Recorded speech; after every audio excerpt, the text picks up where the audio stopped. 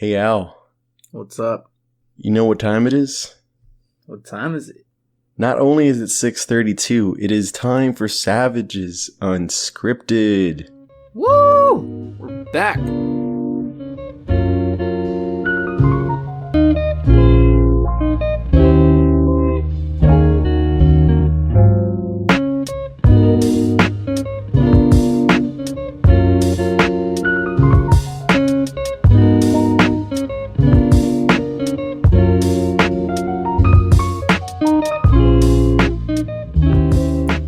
I hear people cheering outside.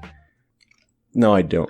But yeah, we're here in the studio again. As of this point, we finally have an episode out. We have it on YouTube.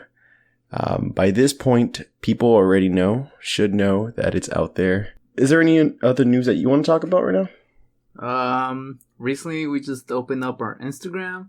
If you want to start following us and keep updated with us, you should follow us on savages.unscripted at IG, or you could just follow us through our accounts, either Hector's account or my account. Look at following, and you'll find our podcast there. And next comes the Twitter, and my goal, I think the goal with Twitter for anybody is to have a Twitter bigger than Donald Trump's, right? I think that's anybody's goal, because here's the thing: whether you like him or not, I think everybody looks at his Twitter, right? Because he's always saying some shit. So that's where I want us to be, where people can just share us, like we're at that point. Do we want more followers, or do we just want as many reposts as that guy gets? I'm not saying I want to be as infamous or notorious. I just want to be that big, just where people, like, not even in terms of followers, just in terms of the, just how everybody, I don't know. Yeah, fuck it. We're going to have all those followers. Fucking more the merrier. Come join the family as we start getting bigger. More the merrier. But we've heard some good reviews about the podcast. That's good. I actually thought people were going to hate us or, bring some pitchforks and protest or something, but we're doing good. I feel like we've been going pretty light. That's why we haven't gone hate yet. Or controversial.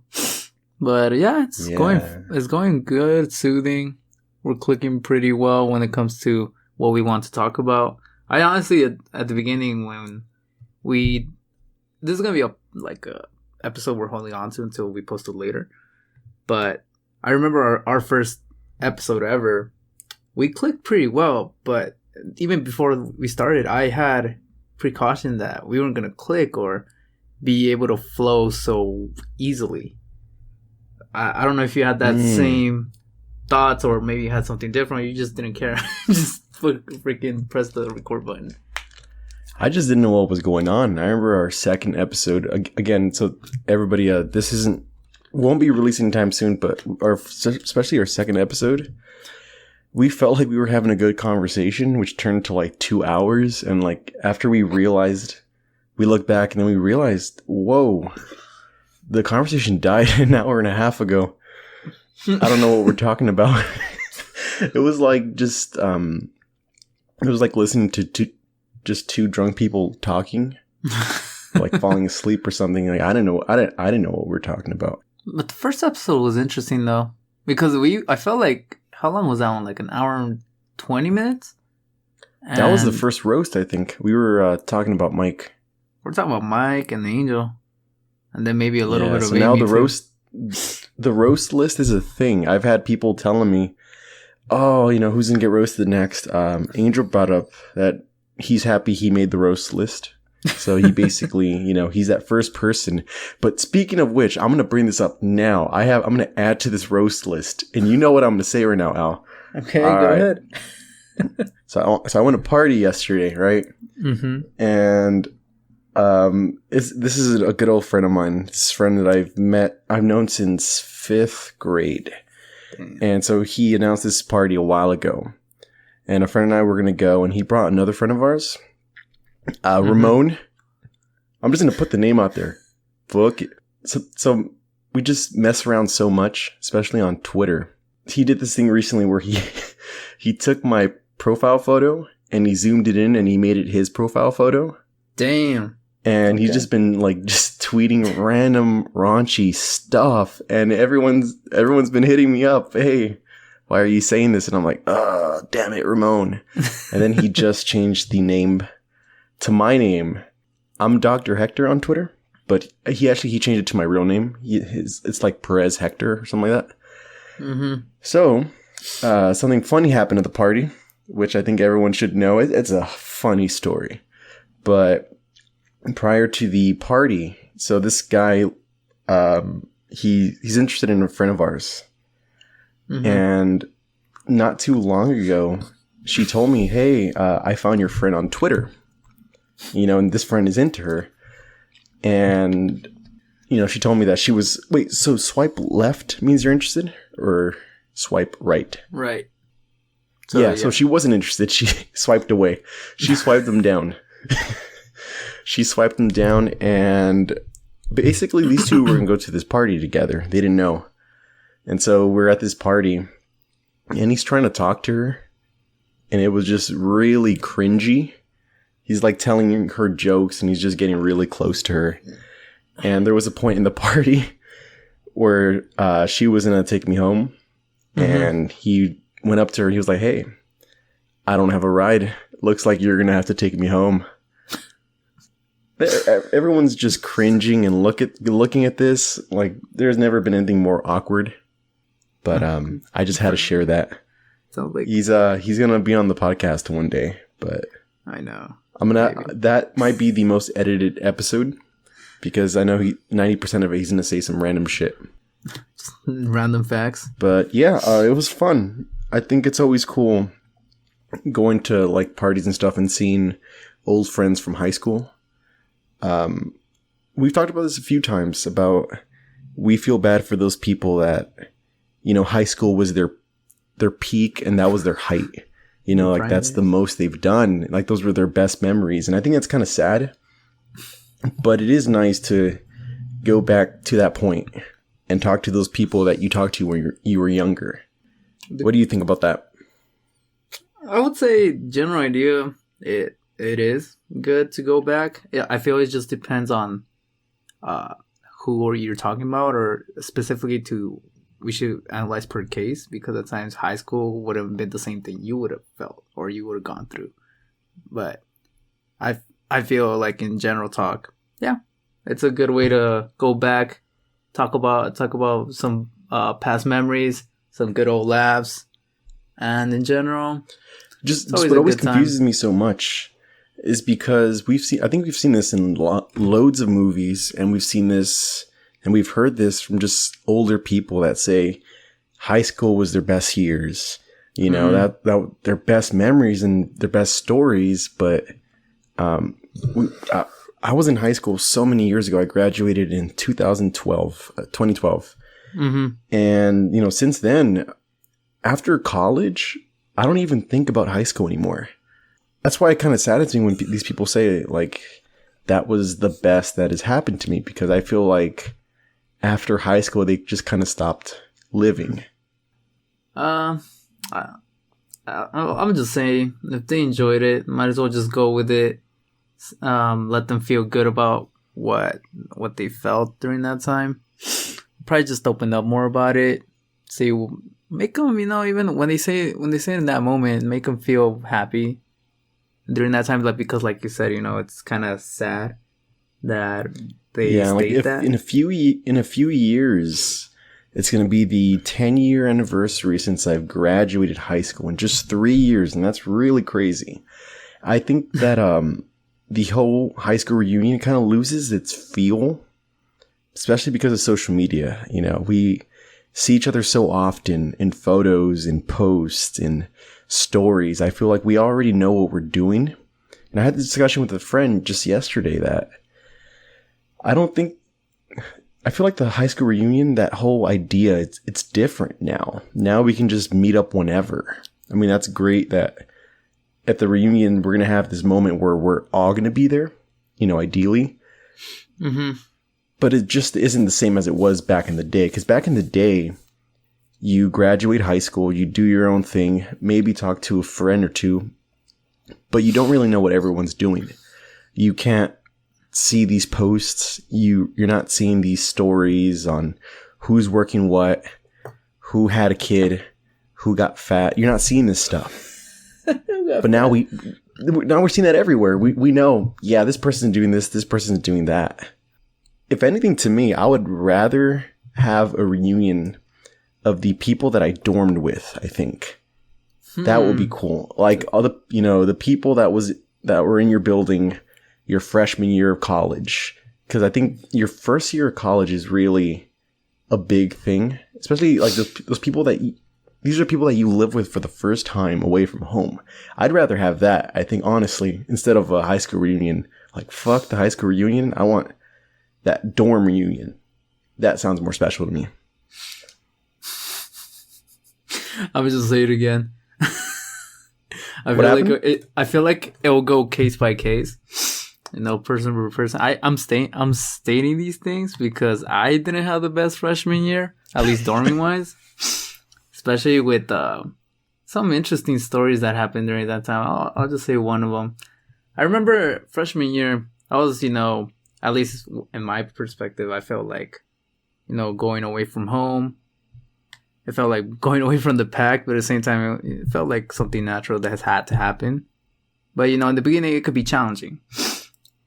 Especially when you get randomly assigned to people. You gotta, open up. You gotta be chill with the people from the hall. And that was my goal when I started. When I first met my roommate, I was like, hey, what's up? I did a small chat. I told him what I liked. Saw some equal interest between us and said like, hey, we should play basketball, play video games. He's like, yeah. And I was going good. But then I kept on doing that with other people and everyone was chill. I loved the people in my hall. They were pretty loud, but I didn't mind, That's freshman year of college, transitioning from high school years. But I remember this one time I went to an open room and, people, from what I saw, everyone in my hall felt really cool with each other. So they would just stop by each dorm room and they would just chat, which was really fun. So I was like, hey, I'm going to start that. And I started that with 2 other rooms and their members, and they were cool. And I kept rolling with that, and I think it was my 4th day in school there.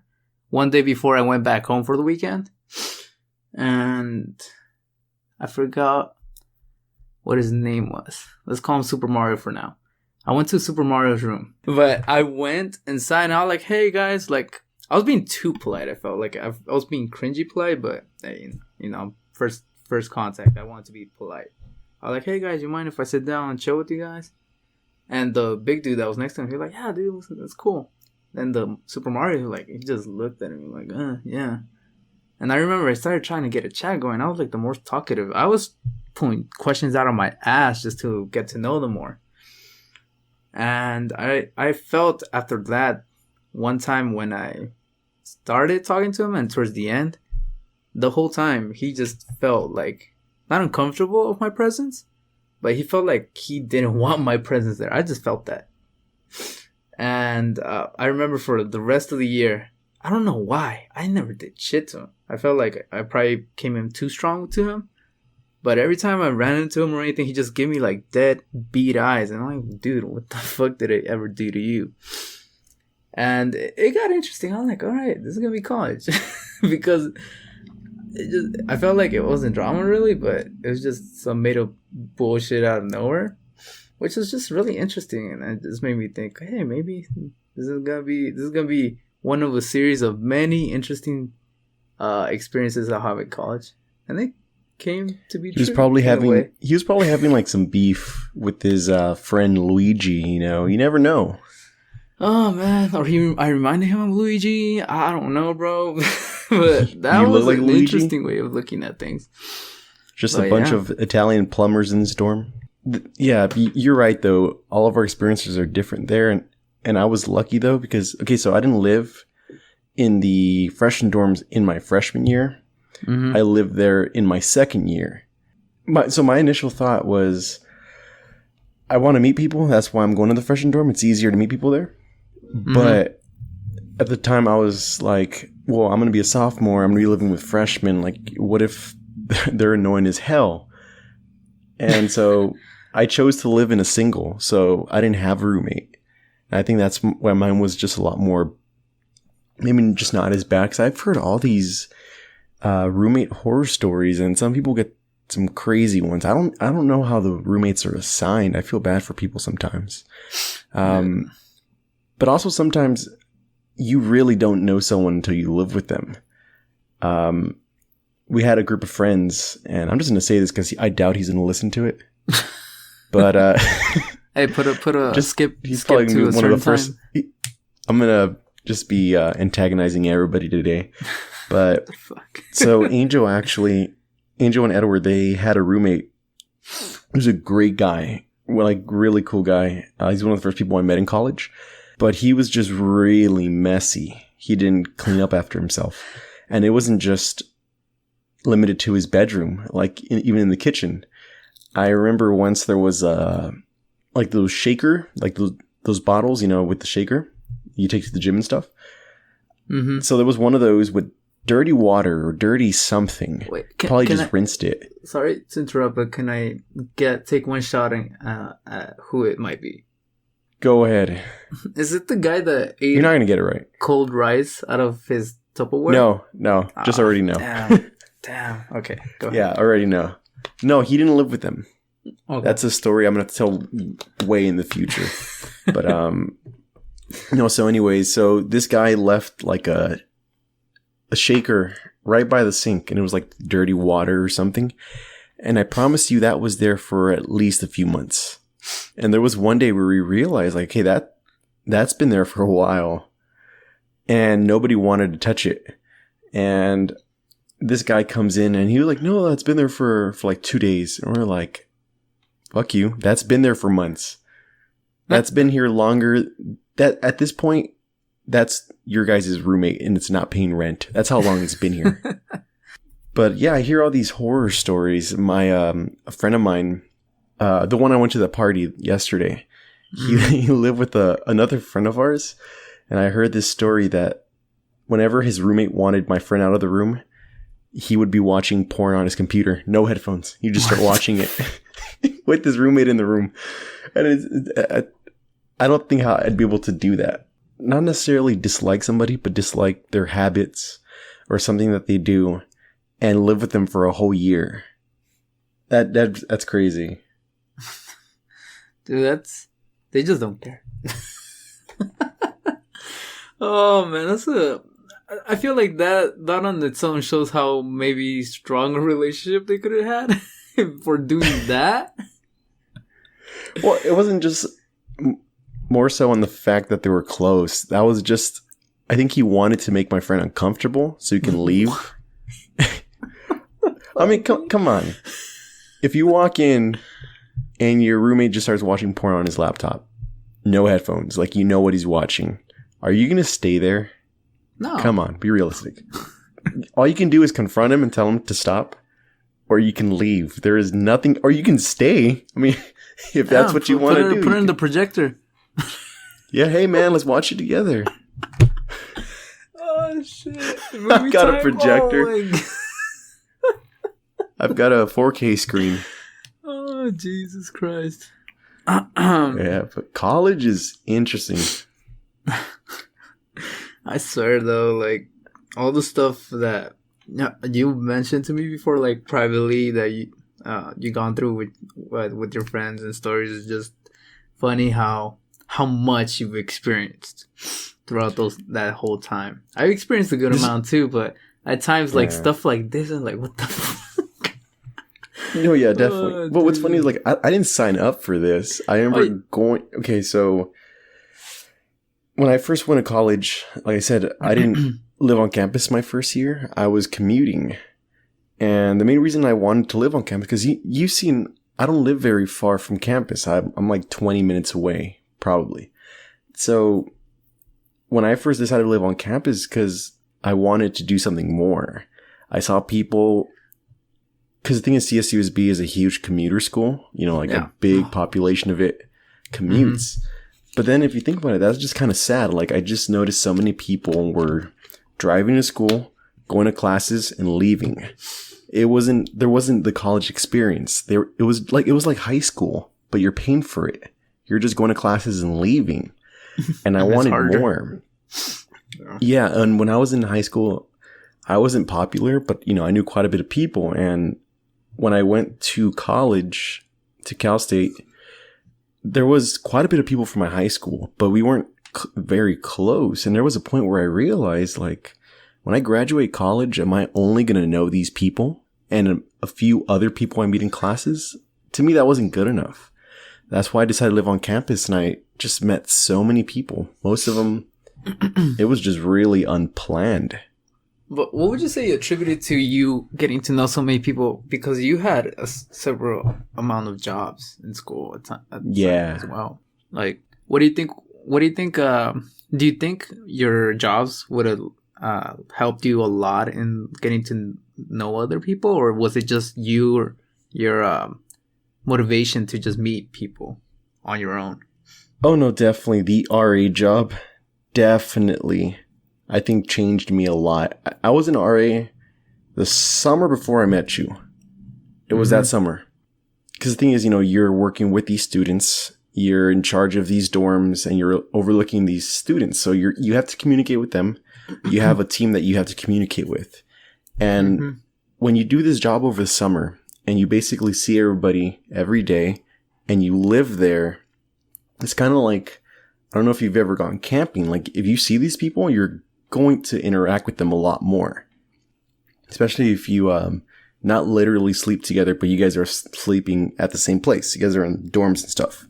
The thing is, even if I didn't want to, the job made you communicate, and I just started practicing like that. And you've seen a lot of people I know, they worked in housing or they lived on campus. Like, a majority of the people I talked to lived on campus. A joke that some friends and I have is my friend Kyle. You met him recently on Minecraft. We call him Nick Fury, like from Marvel. In the Avengers, he's the one that really got the group together. And with us, he's the reason we have this group of friends, our group of friends. Nice. When I was living in the freshman dorms, I was in a relationship. And, I was one of those people that I was just always with my girlfriend. I was always with her, and usually if I wasn't with her, I was with a few other friends. I was living on campus, but I wasn't living that college experience like I wanted to. And so this friend Kyle of mine always told me, hey man, you should hang out with us. You should hang out with us. And I kept telling him, like, I'm going to be with my girlfriend, and I kept telling him no. I felt bad for him, to a point where after that relationship, I started hanging out with him. And that's just where everything started. This is a weird group of people, like weird to the extreme, but I love them. Some great people. I remember once I guess they were playing Truth or Dare. I found this out later. This is how I met Edward. So, I hear a knock at my door. And like I told you, I live in a single bedroom. And I open the door, and there's this guy, Edward. At the time, I didn't know him. And so I open the door, and he tells me, hey, is Hector here? And it's a single bedroom, and I open the door. It's got to be Hector. And I look in the room. I'm like, nah, he's not here right now. He was like, oh, okay, thank you. And he leaves, comes back, knocks again. He's like, hey, is Hector here? And I was like, oh yeah, dude, I forgot. I'm Hector. I was just messing around with him. And then he yells at me, you want to see my penis? And then he runs away. And that's how I met Edward. And turns out they were playing Truth or Dare.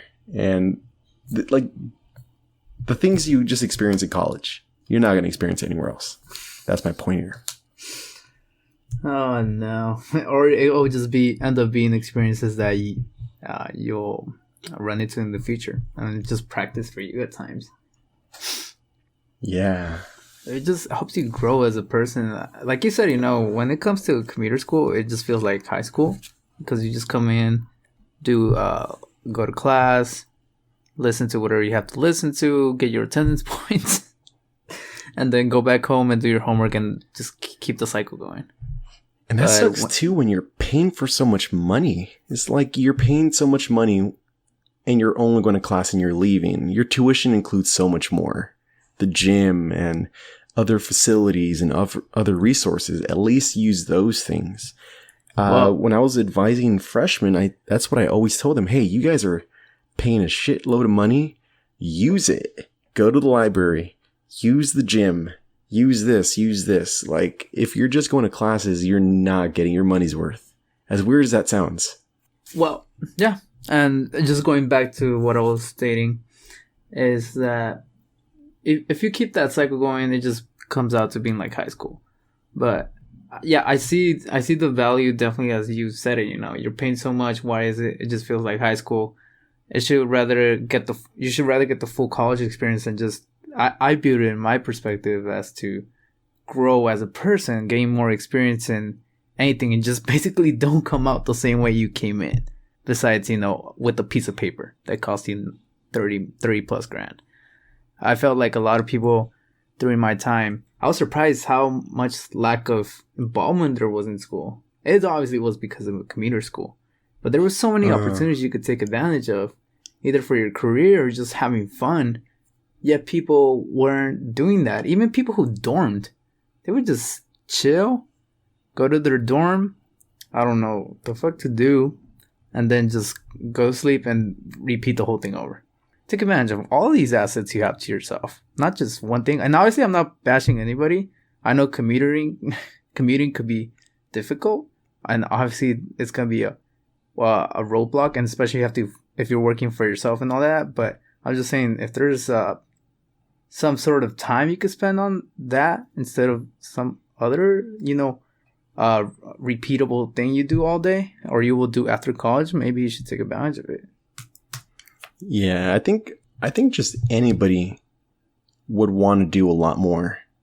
I think you and me have been guilty about this, wanting to do more, but what do? We play Xbox.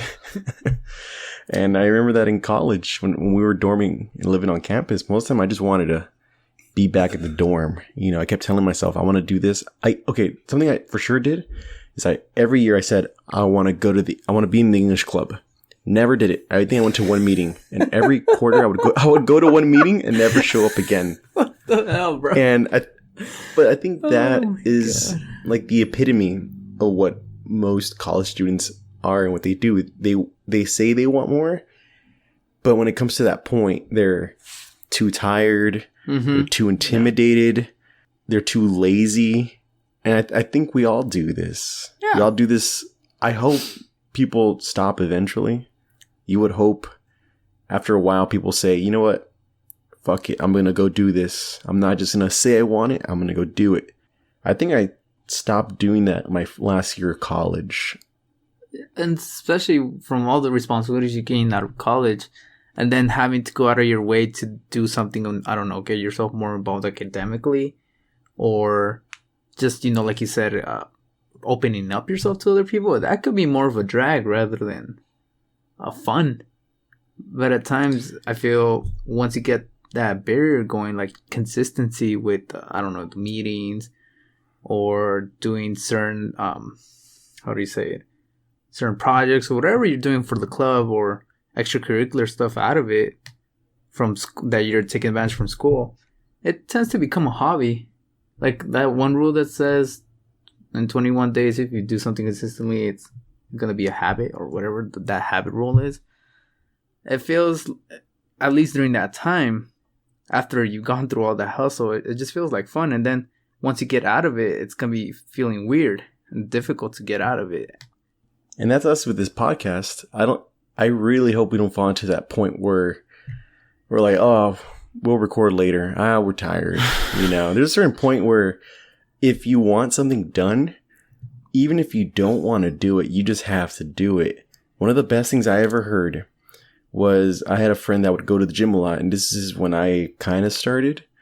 And there's times where after work, you're just tired. Mm-hmm. And I think in the beginning, it's easy to make that as an excuse, like, oh, I had a long day. I'm just going to treat myself and just be lazy. But I think those days when you feel like that is the days you have to force yourself. The way I see it is well, more so on the gym part is if you're able-bodied, if you have time, just do it. Nike. And the same thing with the podcast. No, it really is like... We're sponsored by Nike, by the way. Yeah, we're sponsored by Nike. Just do it. And Shia LaBeouf. We're getting 10% discount. Do you remember that video? Oh my god. Dude, I remember every time I because I suffered through that stuff, which we could talk about too, which was just being all talk. I remember you would send me that meme so many fucking times. Oh, yes. I literally know, like, I just could see it in my head completely in 20 different ways because you would send me that GIF so many different times in so many different ways. So for those that don't know, me and Al, we haven't even known each other that long. I've known Angel a lot longer, but you, me, and Angel were just so close where we can be assholes to each other, but we don't see it that way. It's just joking around. So for the longest time, there was a point where all three of us wanted to start working out and get fit. But Al was the most inconsistent person I have ever seen in my life because he would work out for a whole week. Oh yeah, I got this diet. I'm working out, I'm going to the gym, I'm doing this. Then he would stop. and then you would stop. And then you'd be like, oh no, I'm taking it easy. And then you'd be taking it easy for a month. And then 2 months. But for the longest time, I specifically remember you would tell me, yeah, man, I got these goals and I'm going to do this. But I would always get a GIF of Shia LaBeouf, the one where he's like flexing and it says, just do it. I would always send that to Al, like every single time. And I remember there was one time where you got mad. I don't know if you remember this. There was a day where you're like, no, don't you even fucking give me that shit. Like, I've had enough of that. I remember you told me off. That was hilarious. But, sometimes we need that. Text? That was a while ago. I remember. But, okay. Sometimes I think we just need to do that. If it's something you want to do, just do it. You know, if it's not that important to you, or maybe I think at times we tell people we want to go to the gym or we want to do this. I think at times people just want to impress others. You know, they want them to see, like, I'm ambitious. Mm-hmm. Yeah. I think as long as you know you want to do it, you should just do it. Just don't say shit. Like, okay? Life is short. You're getting older. In a few years, you're actually going to get busier, ideally, you know. Just do it now. That's funny that you bring that up because I have a cousin. Well, he's like he's not a blood cousin, but like, you know, in my family, he's like an extended family type of thing. And I was talking to him just yesterday, and I was talking to him about, like, you know, how's just life going for you, you know. I already seen him like a couple weeks prior, and actually talked to him about that same thing. And he just, you know, gave the same answer that he was, you know, hustling, working his ass off. He has a kid, by the way. And it's cool. His girlfriend and fiance is fucking amazing. I think he got, I don't want to say he got lucky, but he got a really cool girl. She's super serious. I feel like he kind of helped him change a bit. But just going back. Yeah, I know this guy for a while, and this guy's been hustling. I'm gonna say that in whatever he lacks, he makes up for it with just constantly grinding, no bitching or crying. He just goes until he gets it. And I just really appreciate and look up to him about that. And I remember I told him, like, hey, you know, like, there's other ways of making money. You can make passive income. And I told him because I'm kind of on and off with stocks for all you audience out there. But I know there's different ways of making passive income. And I know his girlfriend is currently, trying to find different ways more suitable for her to gain money while also taking care of their kid. And I had mentioned to him about working in the Forex. And I told him about certain services that help you learn with a small investment, which is like $100 a month. And they help you understand how to trade, how to do all this and that Or you could literally copy what they're doing in a live stream, and you'll get money. At least from what I've been told, because I was introduced to that service from my cousin, and my cousin did it. He actually paid. He told me he got like $2,000 in a week. I don't know how much to, I don't know the details. Maybe he put $5,000 in. Maybe he put $300 in. I'm not sure. I'm not trying to sell anybody anything here. But I told him, like, I'm just opening up about how many different opportunities there are out there to gain income, especially for their kid, who he's like, I don't want to shake the boat or rock the boat and risk losing money because I'm trying to pay for my kid and our welfare. And I'm like, okay, yeah, no, I completely respect that, and that's great. But I just said, like, you already have a kid, and you already told me that you want to get a house, and you guys are saving up for one. So let's say that you get a house next year, and then the house is going to take you, at least 7 years to pay off on average. And after those 7 years, then you're going to be retired, or you're going to be older, and you're going to want to rest. But yet you're going to still need to work in order to get a vacation, blah, blah, blah. Take me back, posts, and all this crap. And because he's mentioned to me as well that he's wanted to travel. And I told him, and then during that time, you're going to have your kid in school. And then you're going to have to care for him more. And then throughout the time, then college. And then that big ass payment that he would like to make for his college tuition. I'm going to be like, I told him, like, you're going to be 50 and then you're going to be able to be free. Why not just do it now? Where even though it might not, be 100% assurable, but if it's a low risk, or you just got to learn and do it for a bit, why not take the chance rather than be doing that 20 years after? Because, time just goes by flying, at least I could see it that way. Yeah, and this just reminds me of that famous quote. It goes, failing to prepare is preparing to fail. You just constantly, you have to know what your next move is. I think we too often focus on where we are now. We don't focus on what we're going to do. I see this a lot. I remember back when I was in college, seeing so many people just comfortable, just doing classes, passing classes, and that's it. But not really planning, not looking into, hey, when I graduate, what's the first thing I'm going to do? These people graduate and then they look for a job. And that's not the way you should do that. You should already know, hey, this is my next step. This is my next one. I'm not saying plan your next 10 years, but that would be helpful. But I'm saying more so, what are you going to do next week or the next month? This is something you should look into. And it's not going to work out at times, it's not always, it doesn't happen that way. But at least when you do it, if you fail or you find another opportunity during that experience, that helps you move forward and understand what you really like to get into. Rather than just holding up, waiting for that perfect moment, quote unquote. I remember this because you would tell me this at times. And just, what if it ends up just failing? You just wasted all that time just to build up to that. And just freaking do it. Obviously don't do it with unplanned and unprepared.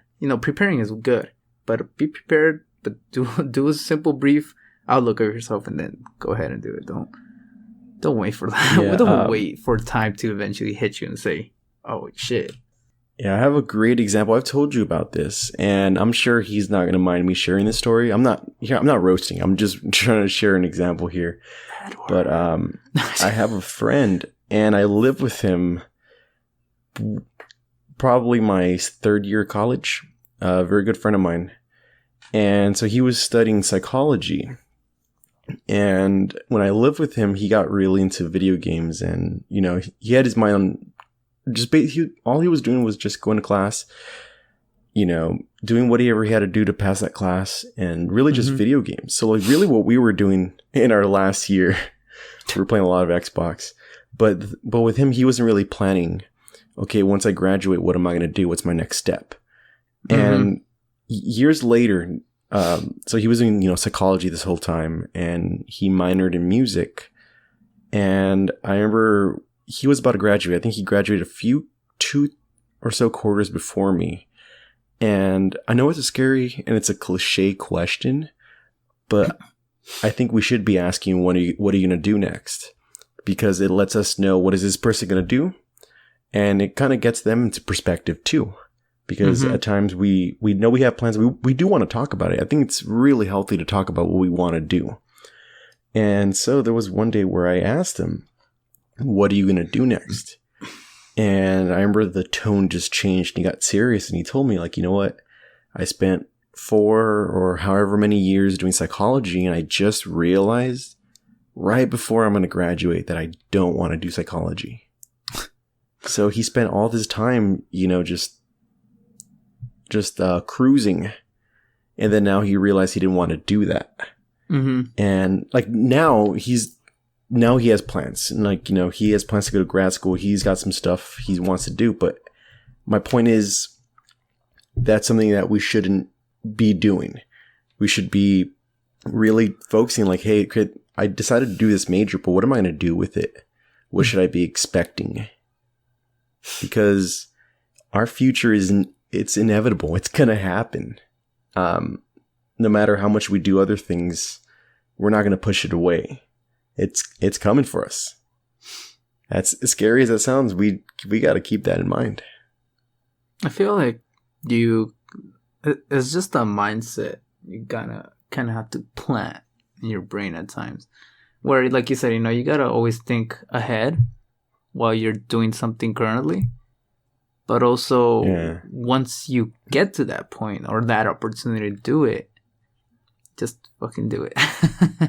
Yeah, and something similar happened to me. I've always wanted to teach, and I spent like 90% of college just, okay, I'm going to teach high school. I knew for sure I didn't want to teach kids, and I knew for damn sure I was never going to step foot into a middle school, for damn sure. So I just always told myself, high school, all right. And it was not until literally days before my graduation where I was sitting at work, and I was thinking, do I want to teach high school? And, I was working with college students at that court. Now, yeah, I know, it sucked. It's scary. Because here's the thing. You're about to graduate, and you put in all this time. And so here's where my situation is different from my friends. I still wanted to teach, but it was just the age group that was in a change. And I realized I want to teach college. I've been working so much with college students. I've been in this college environment. I love the college environment. For me, I think it's easier to communicate with college students. High school, a lot of them are still growing up and they're really immature. Some people can deal with that easier. I know some people that are like, oh, college students, I would not be able to do that. Like, these are adults. Some people are brutal. But for me, that was easier. And I remember I was at my job and I was like, fuck, I want to teach college. And for me, it wasn't that much of a change. It wasn't a setback my plans, because now instead of going to get my credentials, I was going to have to look for my master's. So that completely changes everything. But there are some people that do even bigger changes. I know people in their 5th and 6th year of college, and they don't even like that subject anymore. That's scary. And my fault right there was I didn't think about it. And I'm sure if I would have stopped to think about it periodically, I would have known sooner I want to do college. But I failed to prepare. At times, I don't know what to add on that. But it's just because and I understand your moment right there. You're just like, fuck. Why didn't I do this earlier? It's scary because there's the idea of, did I just do all this for nothing? Am I going to have to put in another 2 years of college? Not just that, but I put this money in, and now I'm going to do something else, put more money. And like, what if I change my mind again? So it's scary. It just brings up a lot of questions, a lot of what ifs. Like I said, I was lucky. I knew for sure I wanted to teach. I knew for sure teaching was my passion. I was just uncertain about the age group. But there was a point of me too, I'm going to be honest, I was a lazy piece of shit, because I remember when I was deciding to teach, for me, it was just, I don't want to go do my master's. I just want to be done and start working soon. Mm-hmm. So there was a part of me that was like, I'll be teaching. I'll be doing what I want. I'm not going to hate myself. But then eventually your goals become specific. There was a point where it wasn't just I want to teach. It was, no, I want to teach college students. That's what I want to teach. I do want to study more. Yeah, I got lazy. I didn't think much about my future, and I paid for it later. And just going back to what you mentioned a while ago, that you have to kind of force yourself to do something or capitalize on situations where you feel that you got to reward yourself, quote unquote. At times during that moment, while you're doing it, it's going to feel like shit. Eventually it's going to get away. That thought's going to get away while you're doing it.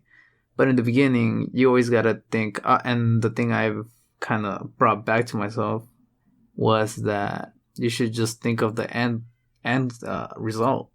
You shouldn't think about what's happening right now, but with consistency in how you keep this up, you will be able to get to that goal that you wanted that whole time.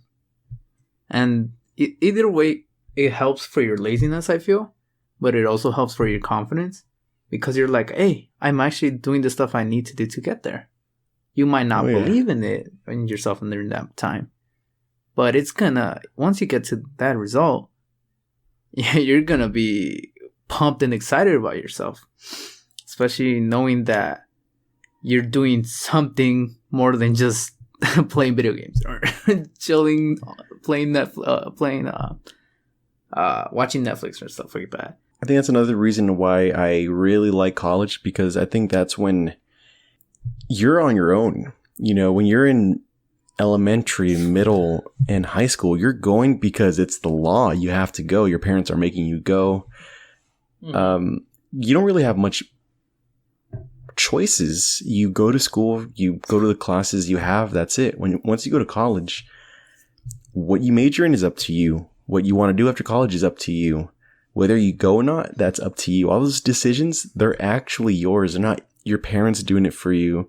You don't have someone pushing you. It's all you. Mm-hmm. And that's scary, but I think that's what makes you grow. Yeah. And I told you this is why I love living on campus, because I had a lot of friends. I love all these people, but a lot of them were still with their parents, and they were making big decisions for themselves. It was just, all right, I'm going to go to school, come back. My mom is still cooking for me. My mom is still doing this for me. And there was a point where I was like, I don't want my mom to do that shit for me anymore. I want to do it myself. Mm-hmm. And I'm not sure if I told you. I told Angel, this is very random, but okay, I liked going grocery shopping for myself. I legit liked doing my own grocery shopping. I thought it was fun. And it's just more symbolic too. It's you doing something and you're controlling your diet. You're paying for yourself. I think doing your own grocery shopping is one of the most adult things you can do. There's so many choices and it's all yours. It's not your mom doing it for you. It's not somebody else holding your hand and doing it for you. You're going out of your way. You're sustaining yourself. You're paying for yourself, and you're deciding what's going in your body. To me, grocery shopping was just that most adult thing. And I loved doing it. That's why I told you I can't wait to move out of here. I miss that. I remember you get so excited to go on the Ralph's sales section. I am I'm moving in with some friends. Like, the friends are okay. Realistically, I just want to go to fucking grocery store. That's all. That's why I'm moving out. We should make shirts about that. Yeah, when my friends hear me saying it's time to turn up, I'm not talking about alcohol. I'm saying, let's go get me a shopping cart. Let's go get some groceries. This is going down. That's what I'm saying. That's my turn up. There you go. Referring you as a dad. Get on the minivan. Yeah, this is a weird tangent, but back on Shia LaBeouf. I never told you this. What's up? I had a class a few years ago. It was a really cool class. You know how we had those, that writing class we all had to take? It was like, you probably had Management 306, right? Mm-hmm. I think yours was that. We have, for English majors, we had a choice of English 306 or Humanities 306. And of course I went with the easy one. I was literally a lazy piece of shit back in the day. But this professor was amazing. And she gave us this project where we had to make, for those that don't know, there's a website called Wix, Wix.com. And you can make your own free websites on here. And you can customize it. You can do whatever you want. And this professor wanted us to make our own website. But she told us she wants us to make a college website, like the homepage on any college where you see admissions and statistics and basically this information to persuade you to go to a college. And we had to make our own fictional college. We had to make our own webpage for it. And she wanted us to make a short speech convincing the class to go to this college. And at the time, I was like, okay, most of my creativity comes from humor. I like to be funny and stuff like that. Mm-hmm. And so my university, I called it Dreamers University. I'll put a link to this on YouTube when I post this episode. So it's Dreamers University. And I promise you, the mascot of the university is Shia LaBeouf. Nice. I made this website when that video came out. Just do it. So literally, when you go to the page, it shows a photo of Shia LaBeouf. And he's posing and it says, just do it. And I have like information like, on this day, there's this freshman event. And I called it Netflix and Chill. That's when that was a big thing too. And I put the video of Shia LaBeouf too. And it says, a message from our visionary. So he was the president of this university and the mascot of the university. So if you guys are looking to go to college, consider Dreamers University. I hear it's a great school. Fictional, but great. How much is the tuition? I wonder if I put that. I put them. It's free. It's an empty website. It was just a homepage. So like there's links to a map and like the directory and some events. But when you click on it, nothing happens. So like it was just the homepage we had to do. And I put a photo of Game of Thrones and it says admissions are coming.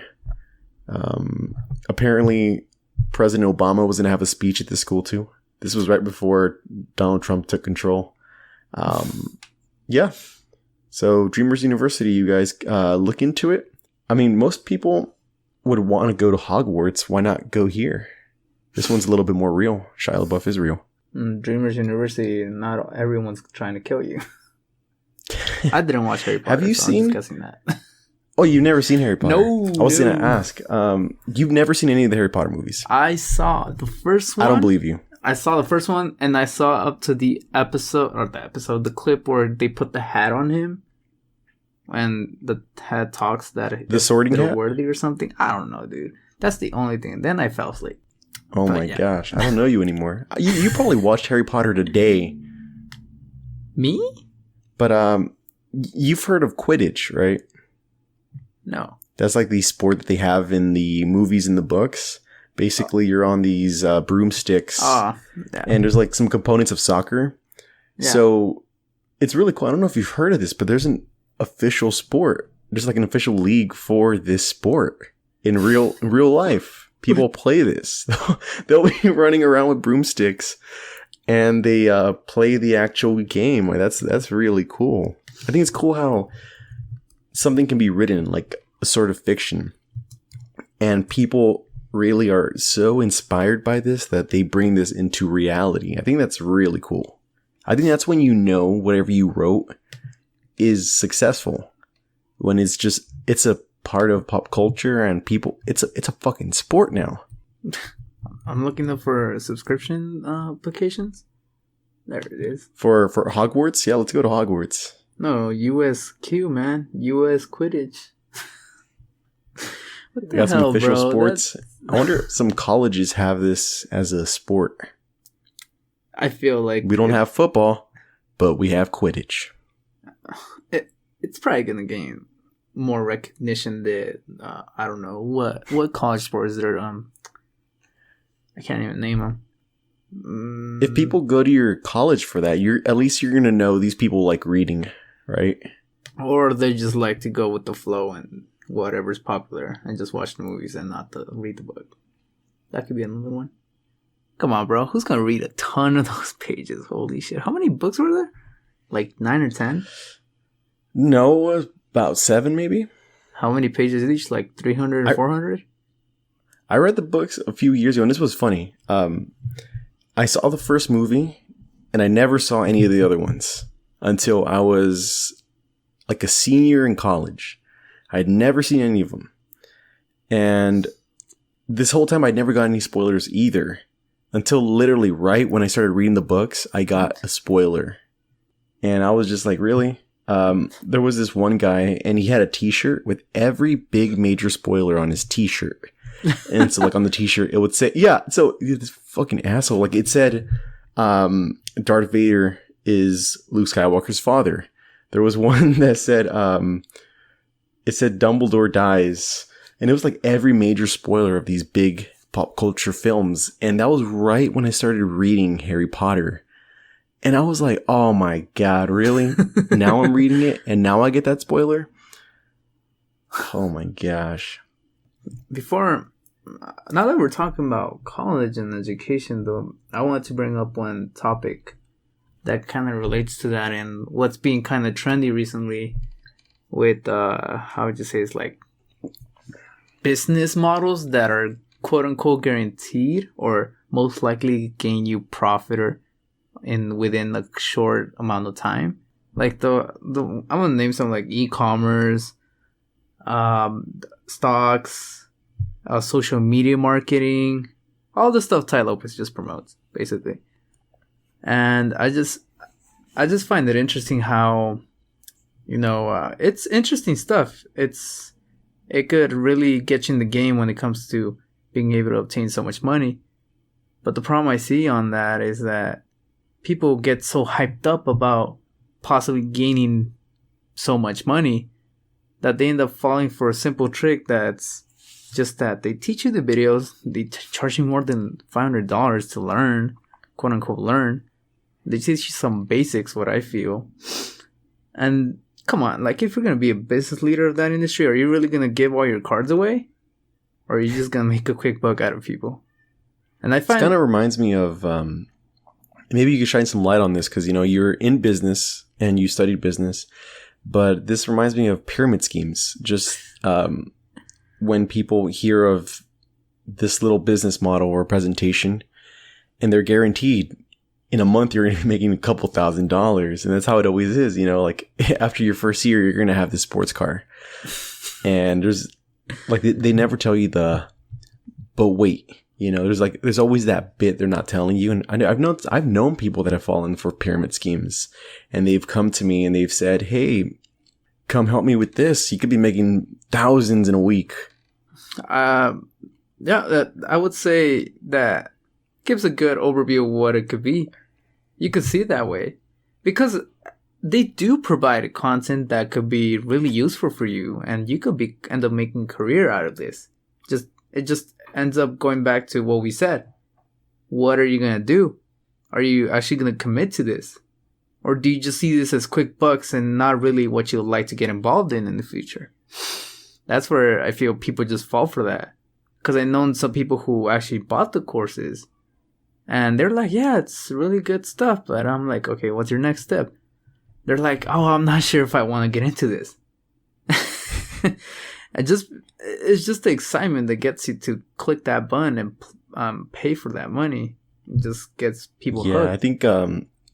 I think success, especially quick success, that will convince anybody. I think we all want that easy way. We want money soon. We want success.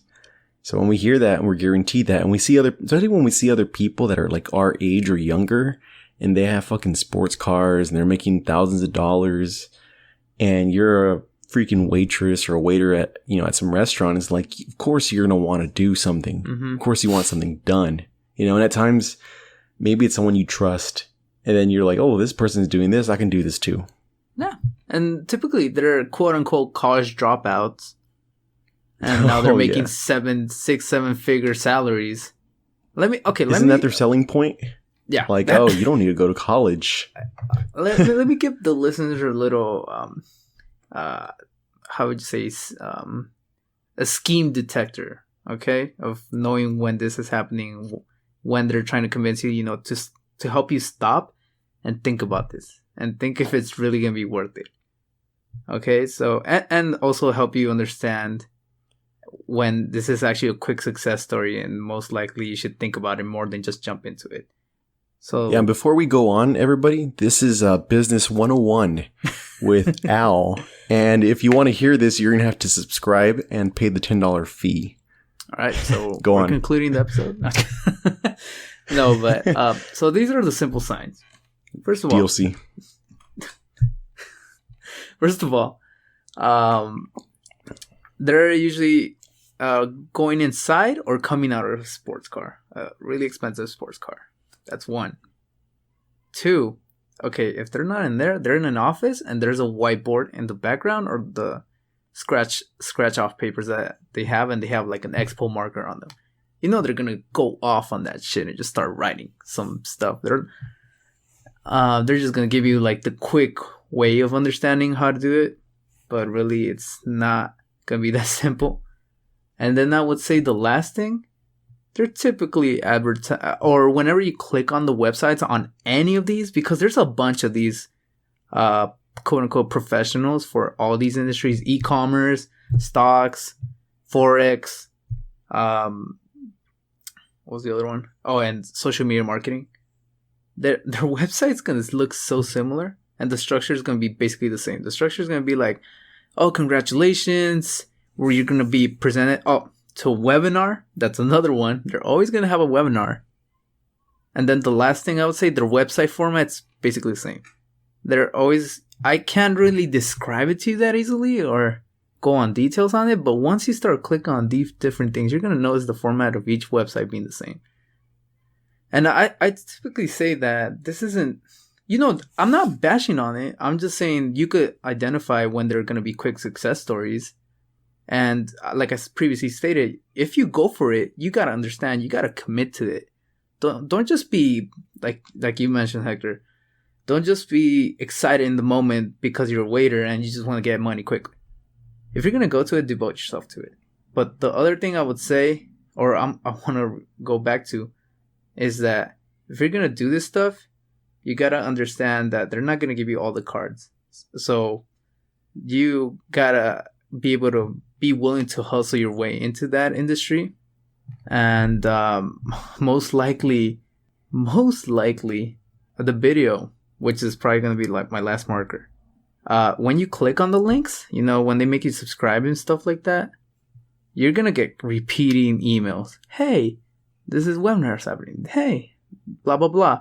Another webinar. Hey, these are the 5 tips of all this. And it makes it look like they actually care about what you're doing, but it's simple marketing. It's a marketing strategy I feel everyone uses in these type of industries or this type of business models. And when you click on the videos, I'm all over the place, but this is my last marker. When you click on the videos, it's going to start playing, right? And it's going to be like, hey, what's up, guys? X, Y, and Z. We're going to be ready in 5 minutes. And then within those 5 minutes, they just start doing random stuff. And then they start playing and they're like, so I have my friend here. He's going to tell you more about this, blah, blah. Okay, if you do that, stay there for 5 minutes when you start that quote unquote live stream and then exit it out. Then just go back to the same link you clicked on to get to that video.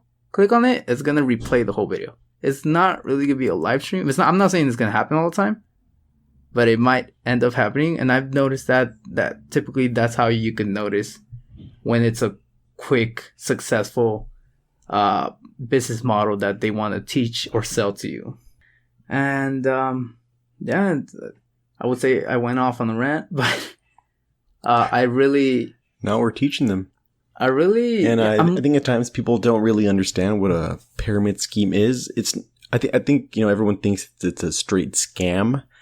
It isn't necessarily. That's not really what it is. It's really just you're putting in work, and whoever recruited you, it's work too. They're making money, right? They're profiting a little bit, and you have to recruit other people too, right? It's literally a pyramid. Yep. It's legally wise, pyramid schemes aren't legal. It's sketchy. I did my research on it, but if what they propose, what they typically do nowadays is that if you provide a pyramid scheme, like the structure is the same, but if you're actually selling a product that's valuable, which is what businesses are kind of doing nowadays. Not all of them, obviously. Some of them are practicing this, though. When you actually provide value to the customer, it's technically fine, or you're not going to get in trouble by the government for doing that. Only a pyramid scheme is when they try to sell you some stupid shit, like an island in Portugal or something like that. I'm down for that. Let's go. But yeah, I just find it interesting. I just want to talk about this more because I wanted to give like not a warning, but like make a fully understand how this business might work, at least in my perspective, and fully acknowledge if you're actually gonna do that, be ready to be on that 24 hours all day, because it's not gonna be simple. It's not gonna be easy as they make it seem out to be. Yeah. Before we start wrapping up, I just wanted to share. I think I told you this about a year ago. I had a friend, and I knew it was going to be a pyramid scheme. You just know sometimes, like you were saying about these formats on these websites, but also the way people approach you. You just know what's going to happen. And I have this friend, and he told me like, yeah, I'm meeting up with an old friend of mine from high school. Like this guy's a millionaire now. Mm-hmm. And immediately after he told me that, I had a feeling I was going to get recruited somehow. He was going to try to recruit me. And so he was telling me like, yeah, my friend has this idea. I can get a couple of people under me and we can make like millions in like not too long, like in a couple of weeks or something, or in a month. We can make all this money. And my friend was really trying to sell me on this, but immediately I was like, nah, just no. Just crush I have to. Well, because even if it is legit, like you were saying, it's something where you'd have to put in time and effort and focus. But this was right when I was about to graduate and I had like 3 jobs. So I did not have time for this. So my friend was really trying to sell me on this for a whole week. He would bring it up every now and then. Hey, like you really should consider this. My friend has a sports car. He makes millions. Like he has all these fancy suits and stuff or whatever. And then I noticed he wasn't bringing it up for a while. And he specifically told me, like, yeah, I know a lot of people who are interested. I think he was trying to tell me this to, like, make me say yes. But I was not budging. And months later, like, not too long ago, like 2-3 months ago, I asked him, like, hey, what happened to that business idea? You said you were going to make thousands by now. What happened? And he was like, yeah, it was a little sketchy. I don't want to talk about it. And I was like, what happened to this being a sure thing? This close friend of yours? I just thought it was funny, but that's usually how it is. Like you're saying too, like you see this similar formulas in these videos and these websites, but also you see it in the way people approach you, because it's always, hey, this old friend of mine, he's making a lot of money. He has a sports car. He has a mansion. I can do this too. And you can do this as well. It's this formula. It's hilarious. It's just the potential's there, bro. Like, you could get there. It's just, you gotta understand and you gotta fully acknowledge that you're gonna have to do this. Because, like, I was talking to my mom earlier this week. I told her that I wanted to get involved in so many different things. But we discussed at the end of the day, like, if you're gonna do something, at most, you should focus on is 2 things at a time. You can't. And then you could have hobbies, honestly. Like, a gym could be a hobby. Like Quidditch. Quidditch could be a hobby. I don't know. Video games is a hobby. Anything of that sort of stuff. But when it actually comes to grinding, where I'm bringing back to your point, you have to kind of force yourself to do something, but you got to think of the end goal. That's going to be an actual grind. That's when you should really know what you want to do rather than just fully jump the gun to money. Because at the end of the day, that old saying goes, follow your passion. What was it? I don't know if do you know it? It's like, follow your passion and then the money comes later or something like that. Oh yeah, definitely. You have to follow your passion. Too many people are concerned. I mean, it's understandable with the, recession we grew up with. We were young when that happened. We saw our parents struggling and stuff. A lot of people losing jobs. So it's understandable that for a lot of people, it's money first. An old roommate of mine, he wanted to be a nurse just for the money, But if you do a job like that, like that's not an easy job. You're going to be stressing and working crazy hours just because you want to make some bucks. Like, do what you want to do. Now, if money gets you to certain things or gets you certain things you want in life, that could be a different thing. Where I was actually going to bring up this thing. If you're willing to sacrifice at least passion being your career and rather being a hobby, that's fine too. But if you're going to commit to something that's going to get you the big bucks, you're going to have to grind it out and you're going to have to discipline yourself to keep on pushing. Because like, I'm just saying this because I also know this girl and her friend. She didn't graduate college. She never went to college. She's just, I think previously she was just doing like office work. And then 4 or 5 years ago, she started actually getting into the e-commerce before it actually blew up. And obviously before then, there was no understanding how to run that. But she kept on pushing and pushing and pushing. Now she lives in downtown LA. She's paying close to 3 to 4K a month just for a single room. And she just lives her life lavishly. So there could also be a way, or an example of how to grind, keep yourself disciplined to the, how would you say, like the green you want. But yeah, you got anything else you'd like to talk about, Hector? Ooh, just I know, right? Follow your passion. If you like literature, stick to that. If you want to teach, stick to that. If you like pole dancing, do that. Just do what you want to do. Life is too short realistically, life is too short to not do what you want to do. To keep saying, I'm going to do this eventually. I'm going to eventually consider this. You're only going to get older. Like we were saying about Al and the working out, like you're only going to get busier. You're only going to get older and then it's going to actually get harder. Maybe you'll have a kid or something. That stuff's only going to get harder to do, so you really should do that now. But of course, like, no one's forcing you. It's up to you. I feel like passion at the end of the day is like, how would you say this? Like the salt to your food, and food is your life.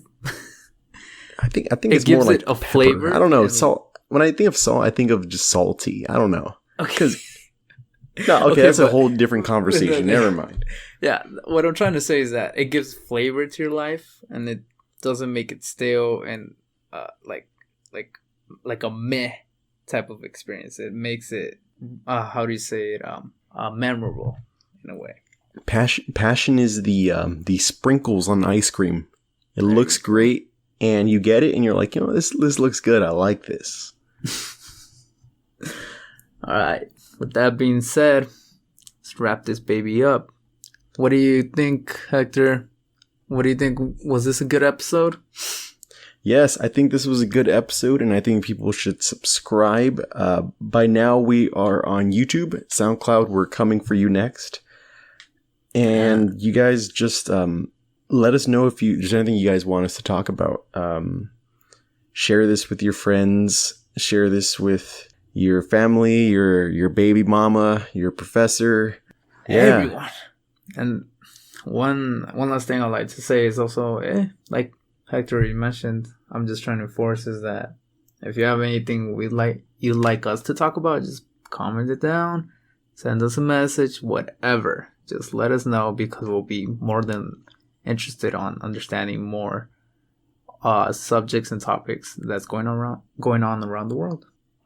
Yes, and other than that, this is another episode of Savages Unscripted, and we won't see you guys next week, but you guys will hear from us. You hear us in your dreams.